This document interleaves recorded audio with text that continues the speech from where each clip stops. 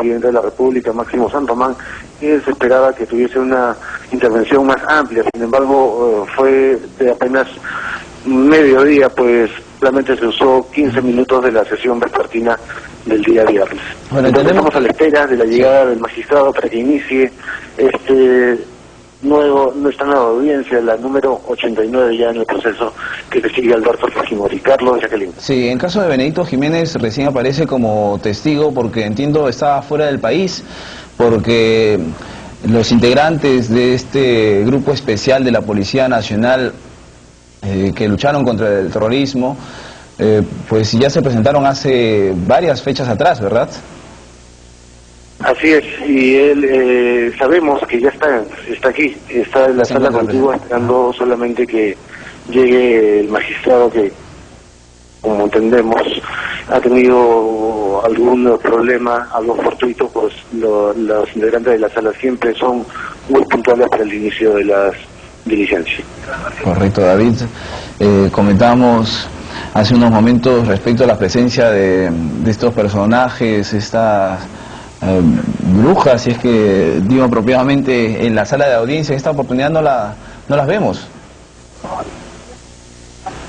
Estamos con David. Bueno, ella no la pueden ver porque está en la sala de visitas. Ah, ya. Está contigo. Por decirle que está en primera fila. Ah, sí, pues está, aquí hay claro. un proyector hacia una pantalla grande para todas las visitas familiares de los involucrados en este proceso. Claro. Ella está sentada solita, ahorita la podemos ver en primera fila, esperando que inicie la audiencia, la tan mentada Salomé Ibargüen, quien ha sido ampliamente citada por los medios de comunicación durante el transcurso de la semana pasada como una esotérica, pues que traería en cierta medida suerte.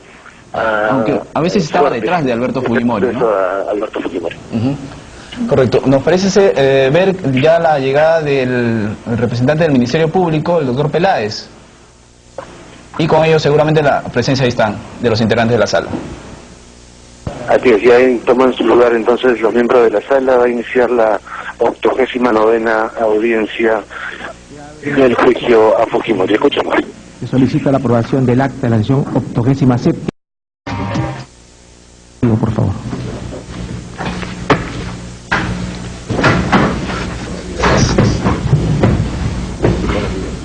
Tiempo, por favor.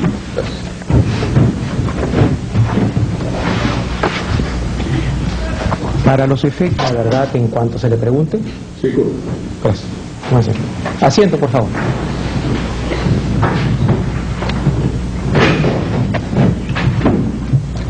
Como consecuencia del juramento que usted ha prestado, le recuerdo que está en la obligación de decir la verdad y que si el tribunal advierte que no la está diciendo, está autorizado a disponer un procesamiento penal. ¿Correcto? Correcto. Muy bien.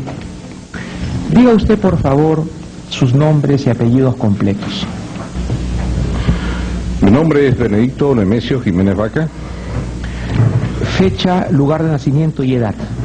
Yo nací el 7 de mayo del 1953 en la ciudad de Pisco, departamento de Ica.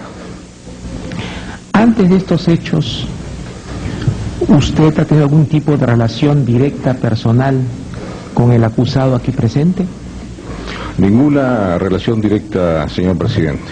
Muy bien. Hago precisión a las partes que se trata de un testigo dispuesto oficialmente por el tribunal para su concurrencia, y ya hemos delimitado en la decisión que oportunamente se hizo de conocimiento de las partes el ámbito del testimonio, qué es lo que el tribunal entiende y necesita saber adicionalmente. Por consiguiente, el ámbito está delimitado y solamente sobre esos ámbitos es que se va a autorizar la ronda de preguntas de las... Usted ha sido un policía de amplia experiencia, gran capacidad, con conocimientos. Acabamos de escuchar que usted ha sido debidamente preparado. ¿Y por qué cree usted que no se llevó a cabo su ascenso? Era además merecido. Señor fiscal, son temas argumentativos que no corresponden a lo que hemos pedido. Pero me parece, señor presidente, disculpe que argumente, importante porque el general, el coronel, perdón, ha sostenido que él estaba ya apto para ascender, pero no ascendió. Entonces quisiéramos saber por qué se produjo ese hecho, si él tiene alguna razón para significativo desde el momento en que lo que estamos discutiendo acá es los ámbitos de los años 90, 92. Lo que ocurrió después no está vinculado al caso. Bueno, vamos a dejarlo ahí, señor presidente. General, siguiendo con el interrogatorio, ¿en qué año usted ingresa a trabajar a la DINCOTE? ¿Que en ese entonces era DIRCOTE o DINCOTE? ¿Pudiera aclararnos ese tema? Sí, cómo no. El año 81 convocaron a varios oficiales para formar una división, que era la División de Policía Antisubversiva, DIPAS se llamaba. Y empezamos a trabajar en Porta Miraflores, en la comisaría.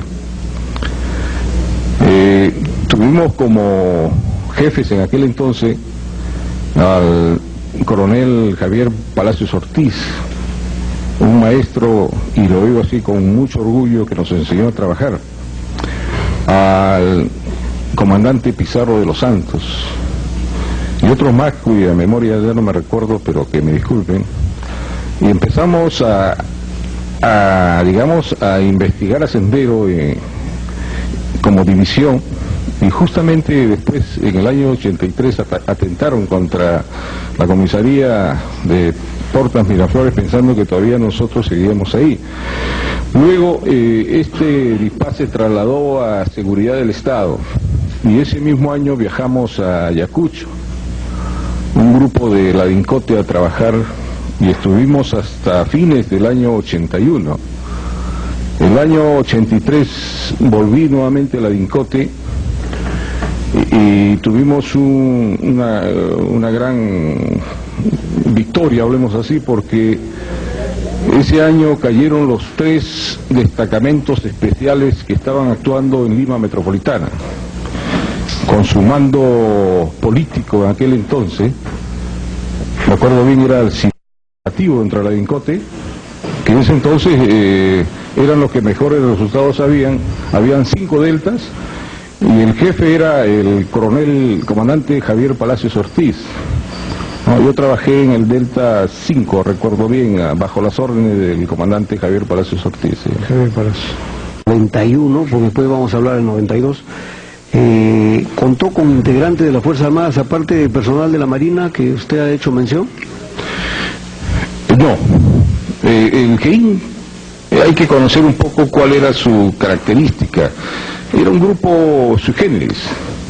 Teníamos cierta autonomía y una flexibilidad de iniciativa, ¿no? Incluso trabajábamos en ambientes separados de la misma DINCOTE, abocados exclusivamente a un objetivo, la captura de la cúpula.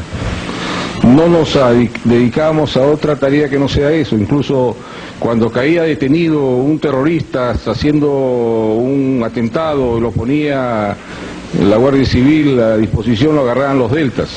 Los deltas se abocaban a ese tipo de trabajo. El GEIN solamente se abocó a llegar a la captura de la cabeza cúpula. Entonces teníamos cierta autonomía que nos brindaba un apoyo logístico que habíamos logrado conseguir a través de contacto con la embajada norteamericana. Y esto es bueno saberlo porque a veces uno no quiere decirlo. Después de la segunda operación que tuvimos el 19 de septiembre del año 90, cuando cayó Hugo Deodato Juárez Cruzat y todo el aparato de propaganda, casi el 90%, la embajada norteamericana comenzó a apoyarnos con una mensualidad de dinero que no era mucho, pero nos permitía sobrevivir en lo básico y lo elemental, porque los policías que formaban parte del GEIN tenían los mismos problemas que tienen los policías ahora, mal pagados, discriminados. Entonces había que buscar la manera cómo motivarlos. Cada fin de mes con Marco Mianchiro hacíamos una bolsa de víveres y les dábamos, pero no a ellos, le entregábamos a sus esposas, ¿no?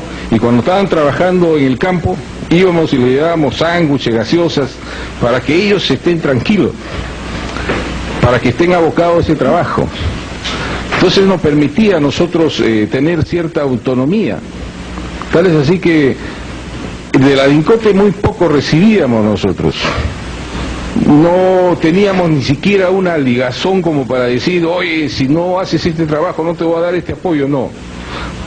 Aparte de eso, en el año 91, recuerdo bien, empezamos ya a buscar, como crecía el GEIN, apoyo del gobierno. Nos hemos reunido en la casa del ingeniero de Yoshiyama, recuerdo bien, el año 91, el 91, y le mostramos una operación, me acuerdo de la operación Huascar. Como consecuencia de esa reunión con el ingeniero Yoshiyama y otros más, se logró un aporte de 2,5 millones de soles. Sí, que llegó a la... referirnos cuáles fueron las operaciones más importantes con algún detenimiento que llevó a cabo el GEIN. La pregunta, señor coronel. Sí, señor presidente. Usted dice que como consecuencia de esa reunión con el ingeniero Yoshiyama y otros más, se logró un aporte de 2,5 millones de soles. Sí, que llegó a la DINCOTE el año 92 más o menos, incluso llegó en vehículos también. ¿Y qué pasó? ¿Usted no, al GEIN no llegó? No llegó nada, sí, pero sí le dieron a los otros grupos que se crearon de inteligencia en aquel entonces, ¿no? Ya, correcto. Sí. Siga usted, por favor. Le decía si pudiera resumir las operaciones más, o los operativos más importantes que llevó a cabo el GEIN. Sí, cómo no, señor fiscal. Recuerdo bien fechas y circunstancias. El primer operativo fue el 1 de junio del 1990, que se llamó Operación ISA, que nos permitió... ISA. ISA. Correcto. ISA, que nos permitió llegar a la casa de Monterrico en la calle 249, Monterrico Norte. Esta casa, en esa urbanización viven puros militares, en retiro. Esto también demuestra que la cúpula de Sendero no vive en lugares pues que ellos le llamaban zonas críticas o rojas. Tuve la oportunidad de leer una obra, Ojo por Ojo, donde decía, Martín Riva decía, después de leer la documentación de Buenavista, llegamos a conocer los refugios senderistas. Así decía más o menos, que le abrió los ojos. Yo le digo, es difícil, porque nosotros mismos pensamos hasta fines de la década del 80 que los senderistas eran famélicos, delgados, vivían en el Cerro del Pino, vivían en Canto Grande. Por eso que muchos jefes que llevaban a la DINCOTE decían, ya, este fin de semana váyanse al Cerro del Pino y tráiganse a todos los jóvenes que estén ahí, porque seguramente de 20, 5 son terroristas. Estábamos equivocados. La cúpula de Sendero, o sea, estos aparatos centrales, vivían bien, vivían en zonas residenciales, porque ellos habían estudiado el comportamiento de la fuerza del orden y decía, seguramente en un rastrillaje van a ir por Canto Grande. Se fueron a vivir ¿dónde? Monterrico Norte. Las casuarinas vivían y pagaban muy bien. Y uno los veía y decía, unas señoras bien decentes, bien vestidas, no, un señor también bien decente con terno, y nadie podía pensar que ellos eran los dirigentes de Sendero Luminoso. Cuando llegamos a la casa de Monterrico el 1 de junio de 90, ¿no?, detectamos ese modo vivendi. Ahí cayeron 2 aparatos centrales.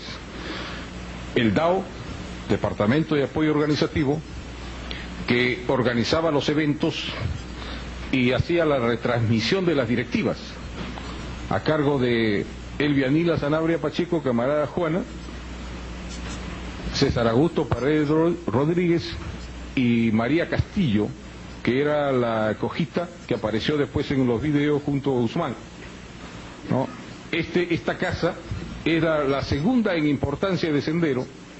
La documentación que se encontró en esa casa era de segundo nivel, porque Sendero era tan cuidadoso que cuando hacía un evento Guzmán sacaba 3 copias. La primera copia se quedaba en un lugar desconocido, porque ni siquiera estaba en la casa de Buenavista, ¿no? La segunda copia la encontramos en la casa de Monterrico, y la tercera copia la guardaba en otro lugar, de tal manera que ellos iban formando lo que conocen como la biblioteca histórica o el museo histórico, porque si sabían que caía una copia, por lo menos dos estaban protegidas. En la casa de Monterrico encontramos las segundas copias. ¿De dónde? Del primer congreso, porque fue el año 90 que intervenimos esa casa, y el primer congreso se había llevado en 3 sesiones, en el año 88 y en el año 89, en 3 sesiones que duraban de 2 a 3 meses, y toda la historia de Sendero está centrada antes del primer congreso y después del primer congreso. Y para conocer a Sendero había que estudiar el primer congreso, donde se establece la base de unidad partidaria, que era el pensamiento Gonzalo. Por primera vez se habla de pensamiento Gonzalo, ¿no? Y se establece toda la estrategia para los años que vienen.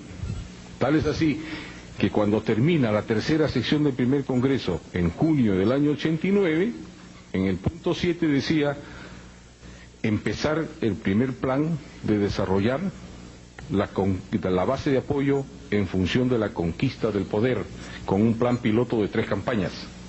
Cuando llegaron el grupo de analistas al CEIN, se estaba llevando a cabo la tercera campaña del plan de impulsar, que empezaba en febrero del 91 y terminaba en enero del año 92. Y la consigna de esa campaña era impulsar el desarrollo de la base de apoyo contra el gobierno de Fujimori, decía. Por primera vez nosotros veíamos de forma muy textual que el plan era dirigido contra el gobierno de Fujimori, que ya llevaba 6 meses, ¿no?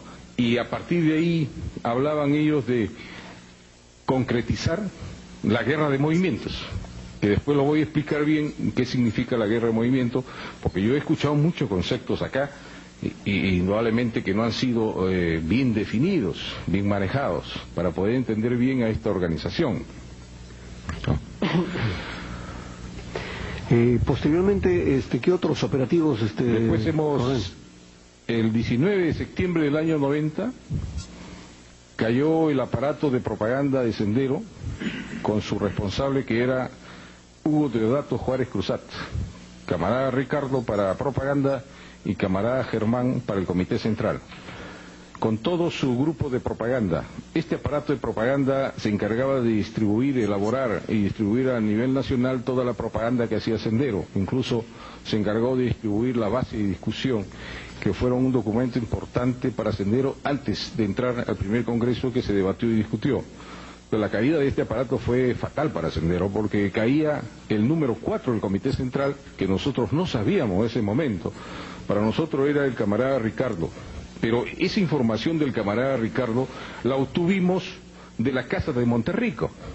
Es importante esto para que después no se hable de que este grupo de análisis manejaba información táctica o datos o nombres. No, no es así. Esa carnecita nosotros la guardamos bien bajo 7 llaves y la obtuvimos en la biblioteca de la casa de Monterrico. Cuando 2 oficiales comenzaron a revisar libro por libro, encontraron una hoja. Y en esa hoja estaban los 8 miembros de los responsables de los aparatos centrales del Sendero. Por ejemplo, estaba el seudónimo de Abel, o sea, Luis Alberto Arana Franco, que nosotros ya lo teníamos ubicado, que era el jefe del Departamento de Economía, ligado a la Academia César Vallejo. Estaba el camarada David, o sea, el responsable del grupo de apoyo partidario, que nosotros también ya lo teníamos centrado, lo habíamos seguido, y cayó detenido justamente en esa operación, ¿no?, Carlos Manuel Torre Mendoza.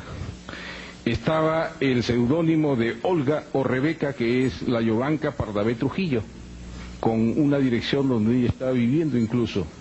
Estaba el seudónimo de la camarada Janet Rodríguez Neira, ¿no? Estaba el seudónimo también de Ricardo Hugo Deodato Juárez Cruzat, con una dirección donde él estaba viviendo en Surquillo. Inmediatamente envié yo un equipo de vigilancia, lo ubicaron, lo siguieron hasta que se movió de ahí, alquiló otro cuarto y lo soltaron, para que se confíe, porque cuando cae una operación todos comienzan a moverse, pero ya lo teníamos ubicado a Hugo Deodato Juárez Cruzat. Por eso que yo digo, el comienzo del fin de Sendero empieza en esa casa con esa información que se encontró en la biblioteca de la casa de Monterrico. Después de la operación de septiembre del año 90, ¿no? Ya después hemos hecho la de Buenavista, que es el 31 de enero del año 91. Antes de eso hicimos otra operación pequeña contra un grupo intelectual popular, ¿no?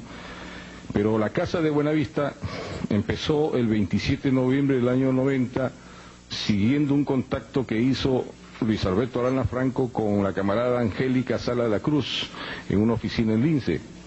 Seguimos, llegamos ahí y montamos una vigilancia. El problema era de que no todos son ciudadanos patriotas, pues. Entonces nos pasó en la misma operación Monterrico. Esta casa de Monterrico estaba custodiada por soldados, porque la mayoría eran generales y coroneles en retiro. Esa urbanización estaba hecha para eso. Y cuando puse a mi gente para hacer vigilancia nos botaban. No podíamos mantener más de 2 horas de vigilancia ahí. Igual pasó en la casa de Buenavista. Yo mismo fui a hablar con un vecino, le digo, ¿sabes? Somos los hombres de narcóticos, queremos poner una vigilancia. No, váyanse acá. O sea, la policía no nos quería. Puse gente en el jardín, nos botaban también a la gente. No pudimos encontrar un lugar para hacer una vigilancia fija, porque si hubiésemos encontrado un lugar, hubiese caído Guzmán en esa casa de Buenavista. Tuve que poner a la gente por inmediaciones, tal es así que detectan la vigilancia, la detectan. Y cuando comienza a moverse el palomar, intervenimos la casa, pero ya se había ido Guzmán. Pero había dejado algo muy interesante, nos dejó sus imágenes. Por primera vez se encontró un video sobre Grego, donde aparecen todos los miembros del Comité Central. Los 19 miembros titulares, 3 suplentes y 3 candidatos. Y por primera vez pudimos identificar quiénes eran los que conformaban el Comité Central. Antes de esa operación todo era nebuloso, era especulativo. No sabíamos quiénes conformaban. Incluso habían caído detenidos ya algunos de ellos. Nos permitió comprobar que Ricardo, que cayó detenido en septiembre del año 90, era el número 4 del Comité Central, porque aparecía firmado al lado del líder.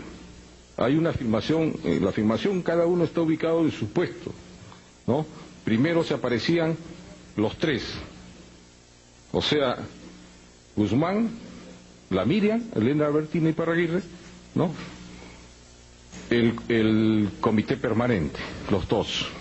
Después aparecían los 3, y después aparecían los 5 que eran el buró político, los 5 primeros del Comité Central. Después de esa operación sigue la de una operación que se hizo contra el MRTA, que ya lo manejó Marco Miyashiro, donde cae Gálvez Olaechea en junio del año 91. Después cayó Yovanca Pardavé Trujillo también el 22 de junio del año 91, ¿no? Y después, en noviembre del año 91, el 27, cayó todo un aparato de defensa de Sendero con todos los mandos militares y políticos de la zona sur que estaban combatiendo en la parte de Villa Salvador. O sea, la caída de Yovanca Pardavé Trujillo, de Tito Valle Travesaño y la de Zabala Castaño fue también una operación muy positiva para nosotros, porque nos abrió todo un panorama de socorro popular. Socorro popular hasta ese momento para nosotros era un aparato desconocido y había adquirido tal importancia que sus aparatos armados o destacamentos eran los que estaban dando, nosotros le decimos, la nota en las acciones en Lima Metropolitana. Cuando yo escuché de que llegó un grupo para llevarse a un interrogatorio a Yovanca Pardavé y Tito Valle Travesaño del Ejército, yo soy testigo de eso, estuve ahí. Me llamó el general John Carr, porque los detenidos cuando llegaban a Dincote, y es bueno conocer el procedimiento operativo, pasaban por una oficina que se llama OCT, Oficina de Control de Detenido, y ponían ahí quién estaba a cargo, qué grupo estaba a cargo del detenido y qué oficial estaba a cargo del detenido. Entonces, así que nadie podía sacar a un detenido si no primero consultaban con el grupo y el oficial. Más aún, que ya el fiscal tenía conocimiento porque los fiscales eran directores de la investigación. Aquel que quería llevarse un detenido, si bien es cierto, iba donde el general, pero el general tenía que llamar al jefe de grupo, llamar al oficial y decirle si podía salir o no. Entonces me llamó el general John Caro, me dijo: Benedicto, han venido a querer llevarse a interrogar a Jovanka y Tito Valle. Yo le digo, bueno, ¿quiénes son? Efectivamente estaba ahí Martín Rivas, Pichilingüe también, y había un coronel. Yo le digo, bueno, ¿y para qué? ¿Lo van a interrogar? Me dice. Bueno, si son buenos interrogadores, que lo hagan en presencia de nosotros. Le digo, bueno, nosotros vamos a aprender. Porque nosotros, el CAIN ya había superado el interrogatorio clásico ya. O sea, nosotros habíamos hecho lo siguiente: primero probar y luego interrogar. Hasta la década del año 80, fines, era, te interrogo y luego te pruebo. Y ahí habían excesos. En cambio, nosotros habíamos adelantado en lo que se llama el interrogatorio de inteligencia. Cuando caía alguien detenido le decíamos, ¿usted conoce al camarada Franco? Le decía. No, decía, por ejemplo, Jovanka. Y esta foto tomada cuando estás hablando con el camarada Franco... Digo, ¿se le explicó en algún momento el motivo de la presencia de Vladimiro Montesinos? Es decir, ¿usted ya conocía de la importancia que adquiría este personaje dentro del Servicio de Inteligencia Nacional?